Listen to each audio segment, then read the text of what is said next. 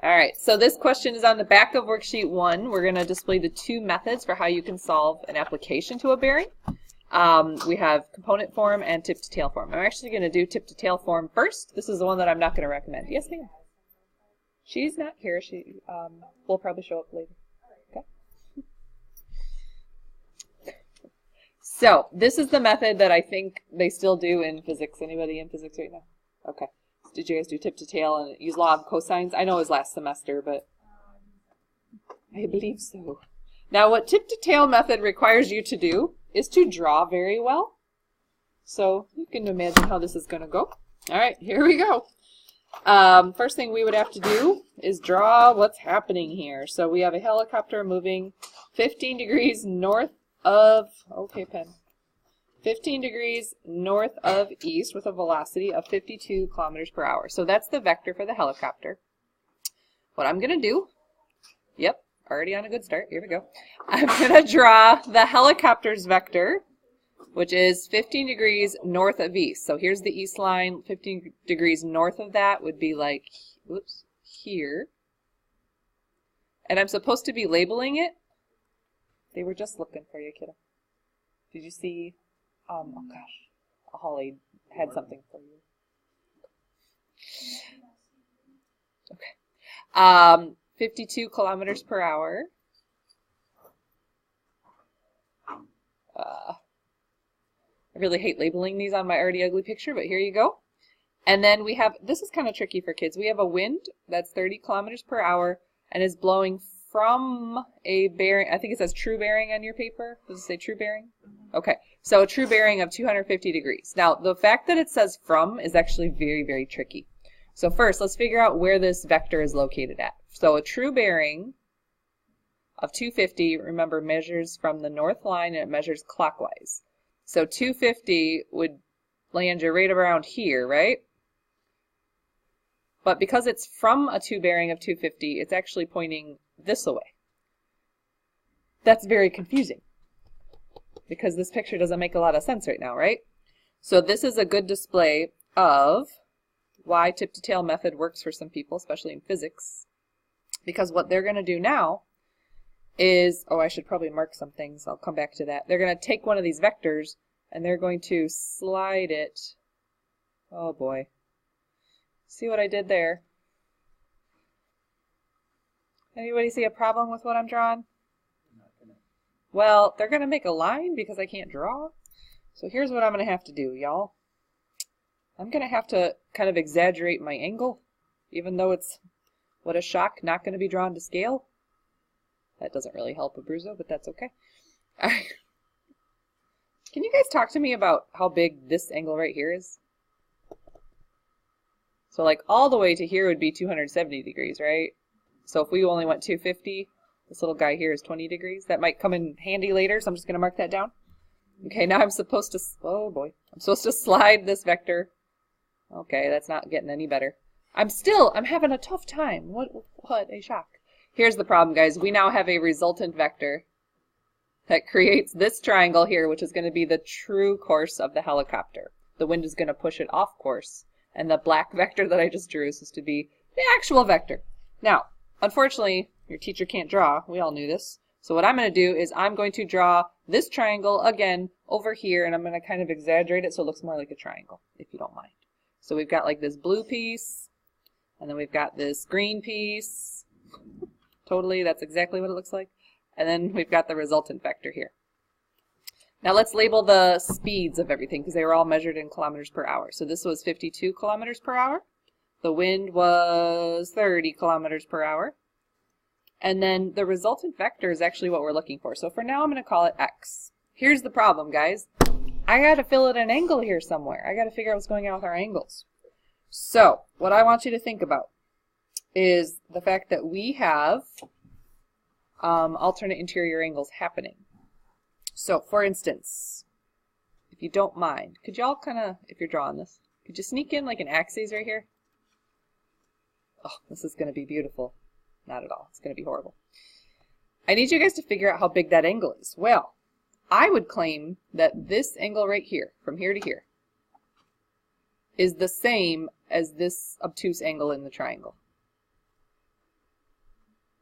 because of alternate interior angles of a triangle. It's very hard to look at though, especially since your teacher can't draw. So if I can figure out how big this angle is, I'll know how big this angle is, and I can fill it in right here in my triangle. All right, y'all, here we go. Well, I know this is 90 degrees. How big is this right here, from here to the green vector? It's going to be 70, right? And then this original blue vector I drew, remember that was 15 degrees off of the east line? So this entire red angle is 70 plus 90 plus 15, which is 175. Can someone double check that adding on me? Okay, that is 175. So here's kind of the good news. Remember when I originally drew it and we're like, oh my gosh, it almost looks like a line.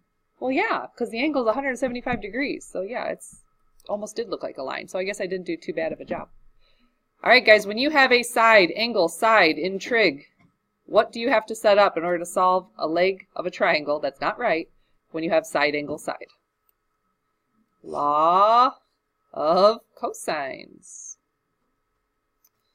All right, so we'd set up law of cosines to find the hypotenuse, which is this guy, remember? So leg squared plus leg squared minus 2 times leg times the cosine of that gigantic angle.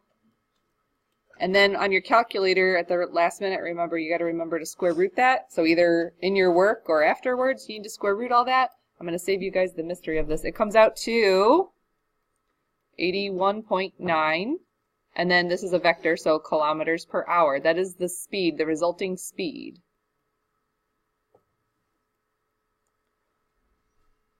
Cool. We're not done. Because now they want us to also figure out the direction of your resultant vector because they pushed the helicopter off course. So I would claim that you guys could figure out this angle right here, and that'll kind of help us figure out a bearing in a minute. So let's figure out this angle. In your book, they like to use a Greek letter, and I can't remember if they use phi or rho, but it's some weird Greek letter. So if you don't mind, I'm just going to call that like A. Seems more appropriate for today. All right, so let's talk about how we would find a missing angle in this non-right triangle. We'd have to use law of sines. So we'd set up sine of 175 over 81.9, and then sine of A over 30. Don't worry about the ambiguous case in these questions. I'll save you the mystery, guys. You multiply these, you divide by this, you do inverse sine, and we just found that angle A is 1.8 degrees. Now, that's not actually your answer, because that's just how big this little skinny teeny angle is. That's not a bearing of any sort.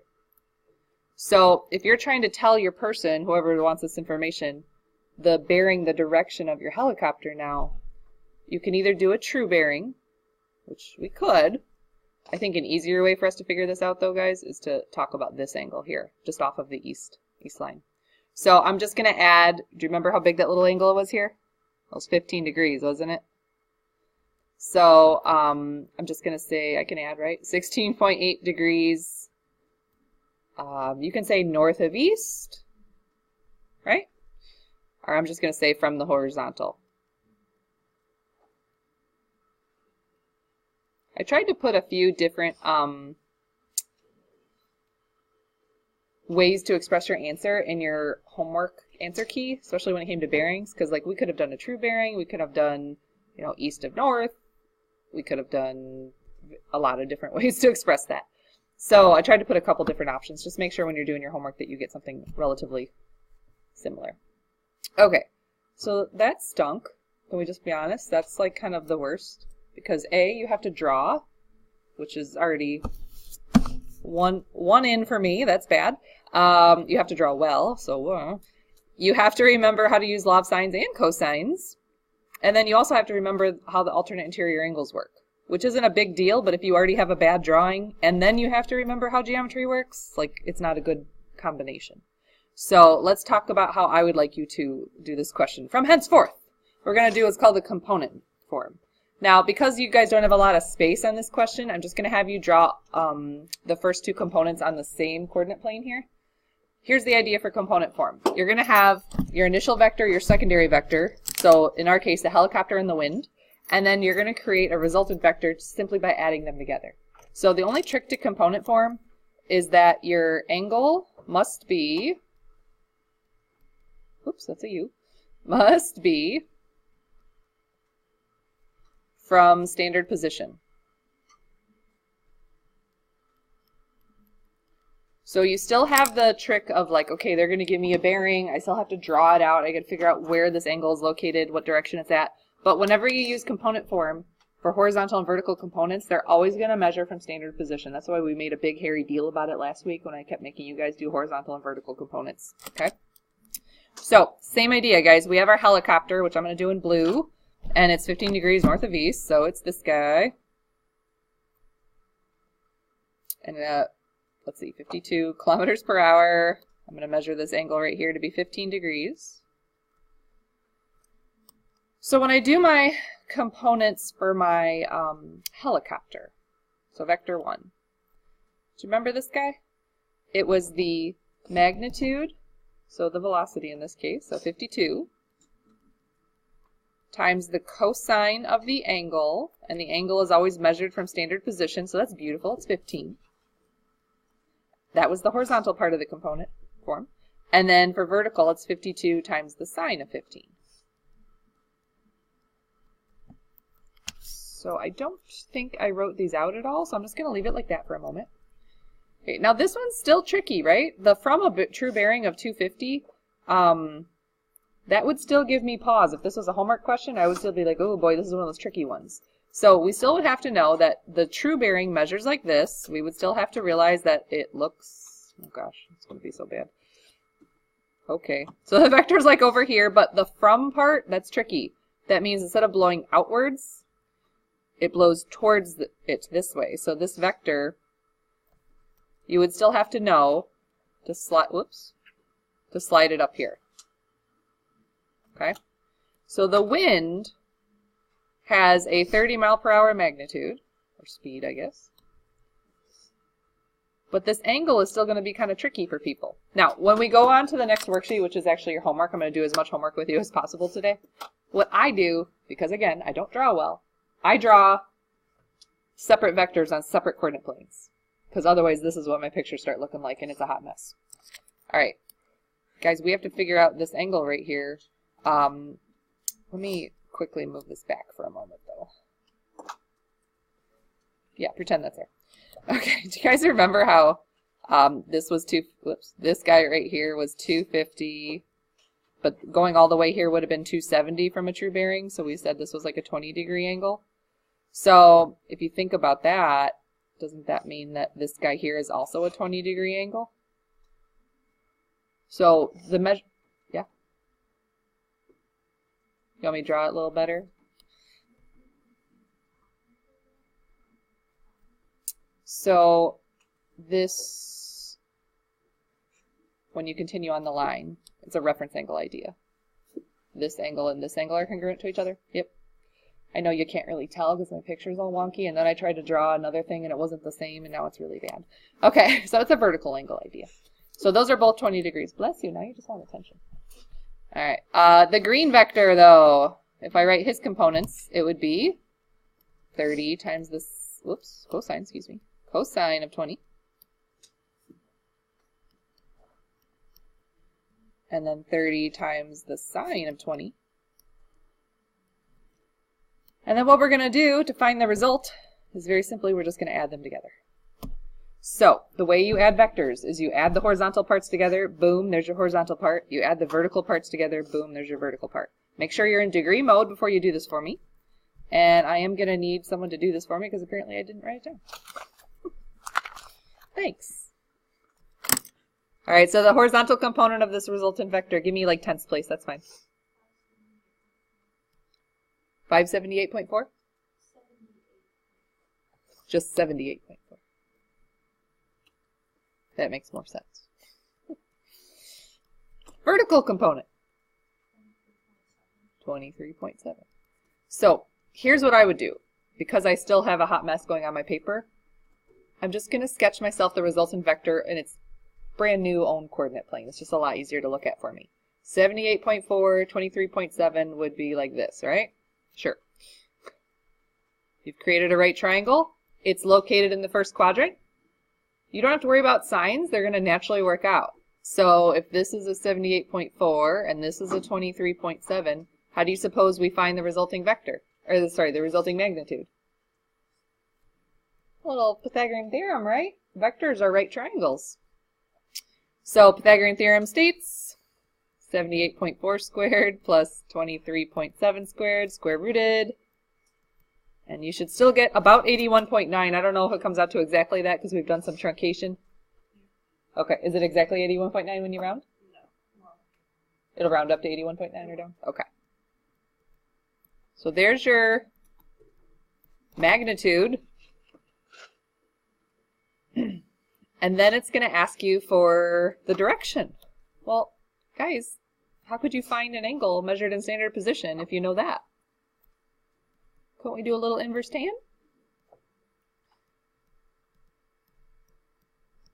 So again, it's got to be in degree mode, but theta, which is the standard position angle, is going to come out to, and I think it comes out to really close to, what was it, 16.8 or something? I forgot what it was originally. What's it come out to when you inverse tan that? Okay, perfect. And I'll just sneak in a little from the horizontal, and we're all going to know what that means. So I know the picture was still kind of tricky because of that blowing from the bearing thing. That was kind of nasty. But if you look at the math that followed it, it was very basic. It was vector 1 plus vector 2. Make sure that theta, whatever your angles are always measuring from standard position horizontal. You get a resulting vector, which is the actual path of your helicopter after it's been affected by the wind.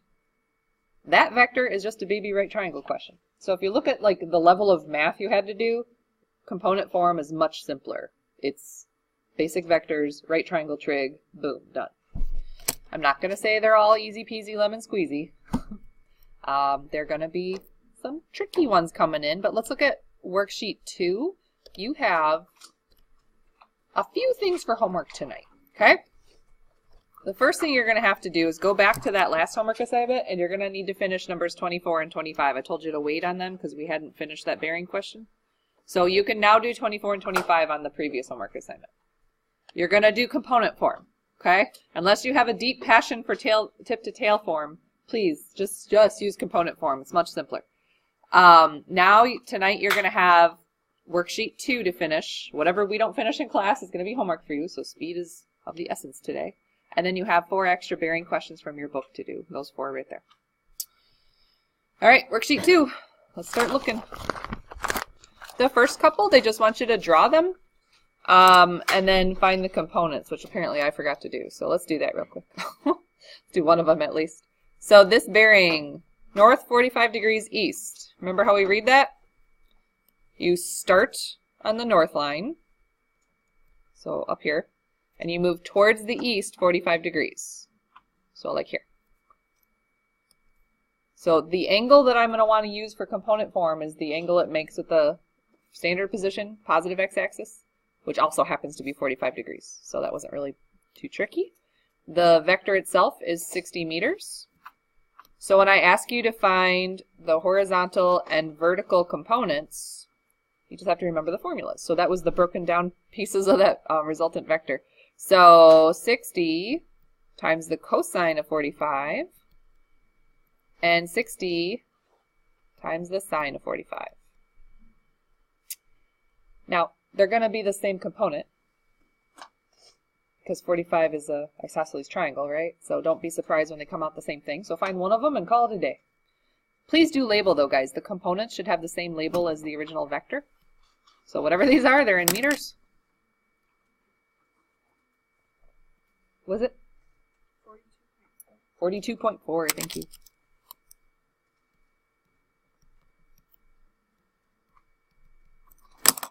I'll let you do number 2. It looks like a hoot. Okay, let's talk about this grocery store question. So we have Caroline who's walking 45 degrees north of west for 1,000 feet, and then she walks 200 feet due north, grocery shopping, cool. How far And at what north of west quadrant bearing is Carolyn from her apartment? Component form. We're only going to do component form. I would like to talk about this instead of like it's not a wind affecting her question, it's just her two different parts of the trip. So the first part of her trip I'm going to do in blue. So I'm going to call it vector 1. And I'm just going to sketch it out. Now, if you're a really good drawer, you can draw all the vectors all in the same coordinate plane, but that doesn't qualify me, so I'm going to draw separate vectors. So 45 degrees north of west. So here's west, going towards the north. We're looking at this vector right here. But we have a problem already, guys, because when I go to use component form measures only from standard position. So what angle are we going to have to use in our component form? 90 plus another 45 would be 135. Okay, so keep that in mind when we go to set this up. They did tell me her speed, I think, or they told me distance, excuse me. So 1,000 feet is the magnitude of that initial vector. So her components for her first part of her trip would be 1,000 times the cosine of 135 and 1,000 times the sine of 135. Vector 2, which for a lot of our questions will involve wind. This isn't one of them though. Vector 2 is her second part of her trip. She walks 200 feet due north. So due north would mean this. But what is the theta? What is the angle measurement there from standard position? That's just a clear 90 degrees, isn't it? So the components for her second part of her trip, and it was 200 feet, I believe, was the distance. So we're going to do 200 times the cosine of 90. Now I know some of you are like, why is she writing that down? Cosine of 90 is going to be really easy. That's a 0. I know! It's going to come out beautiful. All right, 200 times the sine of 90. Again, you're like, why is she writing that down? That's just a 1. I know! But here's the trick. You're not actually going to do any math in your head. You're going to be adding these components on your calculator. So for your resultant vector, I need you to add the horizontal components together.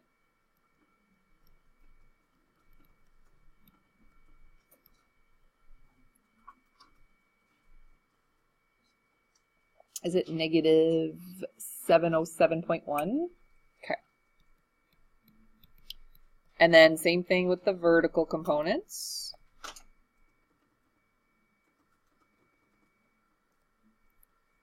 And you get 907.1. Okay. Now, they want how far and then at what bearing. So here's what I would do. Again, if you're really good at drawing, you could have done all of this on one quadrant. I'm not good at drawing, so I don't do that. What I'm going to do now is I'm going to draw this result. So the signs worked out in your favor, guys, because of component form. Where is this vector located if it's negative 707, comma, positive 907? It's over here in the second quadrant. So the resultant vector is over here. And I know it's always terrible to draw negatives on a triangle, but whatever. So to find the distance, that's going to be this guy. And that's just a Pythagorean theorem question.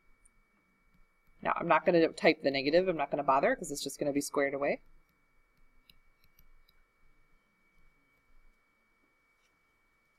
Of course, you're going to have to round your answer. I think when I did it, I got about 1150.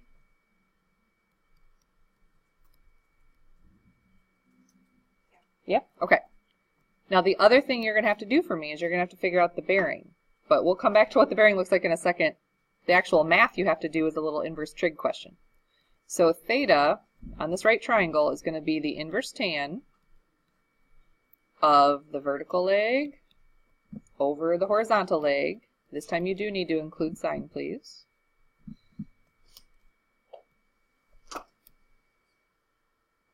And you get like negative 52.1, I think. Can we talk about that for a minute? Where's the angle negative 52? Isn't it here? So why are they giving me that angle? Oh man, if you remember this, I'm going to be so impressed with you. No pressure. What did we just do on our calculator? We typed the inverse tan, arctan, and my triangle that was over in quadrant 2 didn't show up on my calculator. Where is unit? Yes, where on the unit circle is arctan defined? Quadrants. Yeah, negative 90 to 90, right? So my calculator's only going to give me one of these. He doesn't even believe in over there because it's undefined over there. So it's giving me the angle that it knows to be true. So now we have to use our geometry brain again, okay? So guys, if this is negative 52 degrees, bow tie thing, vertical angles, this has to be 52 degrees as well, 52.1 degrees. But they asked me something weird, didn't they? Didn't they say like a bearing north of something? I don't know what they say. What? North of west quadrant? Oh, well, that's actually not bad at all. Because north of west would be this angle right here. I think we just found it. So bearing of, you can just write 52.1 degrees north of west. If you could come up with another way to say that bearing, I'm very proud of you, but you don't need to do that. So we have to be careful, guys. Stuff we know from trig is going to come back. So arctan is always going to give you an angle measurement from what you guys know as quadrants 4 and 1. So if you're looking at a vector that's over in quadrant 2, you have to remember that we have a vertical angles option going on here. So we got to be careful. So like I said, guys, I know that was like a lot of drawing. You're like, I don't want to draw this for all of them. You don't have to. I'm just really sloppy. So when I do these questions, I'm going to draw initial vector, secondary vector, final vector, and then I'm going to do my math separately. Just because I've lived and learned enough where I'm very bad at these if I don't draw them separately. Yeah. You always draw the bigger angle instead of that one. You always draw the angle from standard position. So like how you used to measure in trig from 0 degrees, that's the angle you have to use in component form. So that's the only catch to component form. You have to still kind of figure out where the bearing is located, but the angle they give you is more than likely not the angle you're going to use in component form. It has to be the standard position one. Yeah, so do watch out for that. But if it says like here on number 4 with the horizontal, boom, there's your theta, because that means standard position. So I'm going to skip 4 because it's really easy. This one's not easy. Okay, so, oh, the dang airplanes. The airplane is flying with an airspeed of 500 miles per hour on a heading due north. Okay, that's not too bad. A 50 mile per hour wind is blowing at a bearing of 270 degrees. Okay, so this is different from that weird warm-up question we did. It doesn't say the preposition from, so it's actually easier than our warm-up question. At a bearing doesn't say from, which just means it's going to be blowing how you guys would have assumed it was blowing, which means outwards. We'll get to that picture in a second. All right, I'm going to use, I'm going to still draw them separately, if you're cool with that. Let's talk about the airplane first. Airplane, 500 miles per hour, heading due north. Cool. Now, as you get better at these, you might not have to draw these out at all. Or at least partially draw them out. Like, for instance, this airplane. Pretty sure you all know what angle that is. It's a 90-degree angle. So his vectors, his components for his vector, I lost my speed. What is it, 500? So it'd be 500 times the cosine of 90, comma 500 times the sine of 90. Now let's talk about this wind. We have a 50 mile per hour wind and it's blowing at a bearing of 270 degrees. So bearing of 270 degrees, what does that mean to you guys?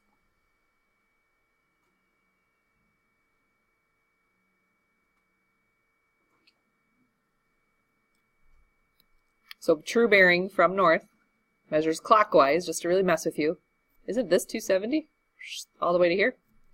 So because it says at a bearing, it's going that way. It's going outwards. It's already, initial position is from the origin. Remember that weird wind question we warmed up with? Where it was blowing from a bearing? If it said from, it would have been pointing the opposite direction. How very, very annoying. True north. So because it says bearing, they meant true bearing. Which measures from the north line and measures clockwise, 270 degrees. Now, forget the true bearing business. Now that you have a picture, think like a trig kid. What angle would you be calling that? Say it again, I'm sorry. 180, yeah. I feel like I screwed this up. Add a bearing. Meh, we'll find out. Okay.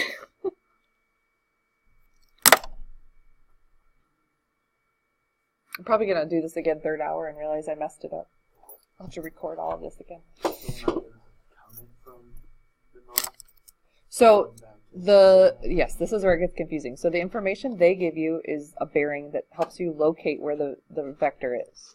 But when you go to use component form, the angle that you're going to be using has to be measured from standard position. So, I feel like I really messed this question up. Pause for a moment. All right, so what angle would you call that if you called it from standard position? Someone already said it to me and I ignored you. 180 degrees, yeah. Okay. Apologies if this is way, way wrong. We're going to go with it, though. The speed of the wind was a 50 mile per hour vector. All right, here we go. The components for the wind would be 50 times the cosine of 180, and then 50 times the sine of 180. Okay. So now, our resulting vector is what happens when we add these together. On my key, I need to fix it if it's way wrong. I have this wind going that way, so I don't know what happened. I gotta investigate what nonsense I was doing. So which means my next answer is probably wrong too. What'd y'all get? When you add these together? Negative 50? Yeah. And then you get 500?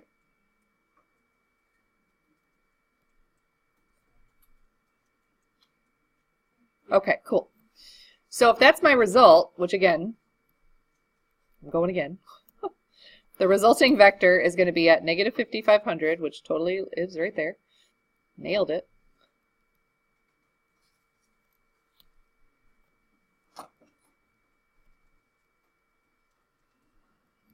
And they want to know what? The velocity and the direction. So you gotta go find everything. All right, little Pythagorean theorem problem for you. Well, I'm going to drop the negative because it's not going to matter for me. And I think you guys get, oh, I didn't write it down, so I don't know what you get. 502.5? Okay. Is it miles per hour? So that's the speed of the plane. And then we're going to have to use inverse tan or arctan. Make sure you do have the negative this time. Now this is a case where, because we're in the second quadrant, our calculator is actually going to give us this guy. So we have to remember that these angles are the same. What angle is that, by the way? 84.3? Negative 84.3? Yeah. Okay. So that's this guy, which means this is also 84.3 degrees from the horizontal. So if they want determine the velocity and direction. They don't tell you how to give the direction, so it's up to you, guys. How would you like to tell me this direction? If this angle right here, yeah, that guy, is 84.3 degrees. Talk to me like I'm a pilot. Oh boy. I am not a pilot. Can you imagine a dyslexic pilot? Oh lordy. I'd be fired in a minute. Anywho. You want to do a true bearing? No? Nobody? What would be the true bearing? Well, it's actually not too bad, guys. You just got to go from here. That's 270, so just travel an extra 84.3. I can't do that in my head. Why are you looking at me? What's 270 plus 84.3? True bearing of what? That sounds right. Totally, that's fine. You know, normal humans, not pilots, probably would have said something like, they would have found this angle up here. I don't know what that, I should know what that is. 90 minus 84.3 is 5.7, right? So we could have said, for funsies, start at the north line and go 5.7 degrees towards the east. Wouldn't that be the same thing? Maybe? Yes, Abruzzo. So on your answer keys for tonight's homework, I got to fix this one, but apparently on the bookwork, I put a couple of different options for you, okay? Flip to the back of that worksheet, please. I'll try to pick out the nasty ones. You know, guys, none of them are really too nasty. The only thing that makes them nasty is drawing them, which I don't know why I'm your leader on this, but let's look at the skateboarding question, because who doesn't like a nice skateboarding question in bearings? I know I do. Okay. Skateboarder.